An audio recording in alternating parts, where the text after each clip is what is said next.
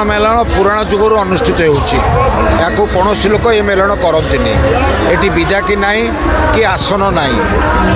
ठाकुर स्वतःप्रभुत होकर पड़िया को आसती एवं पुराण जुगर कथा जो पांच भाई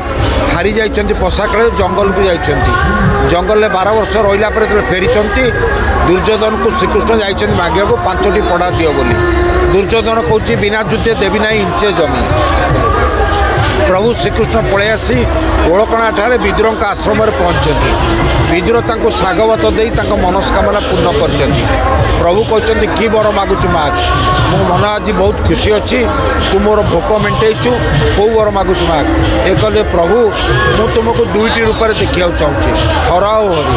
प्रभु कहते तोते अपेक्षा करा पड़ो फगु चतुर्दशी राति और पूर्णिमा सकाଳେ मु ओळकणा पड़िया दर्शन देवी से ही परंपरा को रक्षा करने सबू विमान राधाकृष्ण आसला बेले भद्रेश्वर विमान राधाकृष्ण एवं हरि हर और हरि आसती एका बेले आसला पर आरती उठे उभय आरती उभय को दर्शन करती और मेलनर समाप्ति घटे। पुष्पलता महाराणा ललितगिरी ग्राम बासिंदा अटे आज ओळकणा मेलन पड़िया को आसीच पूर्व कथित अनुसार कौन कह आपन जेपर जानते एक पुराण प्रसिद्ध मेलन अटे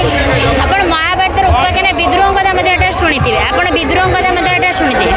आपन जानते एबे जो एबे विमान उड़े बसचंती ता पाखे जो धड़ा चदर पड़ी एबे लोक ने निजर मानसिक भोग देवे मानसिक भोग कौन पे दिया जाए कारण से विदुरंकर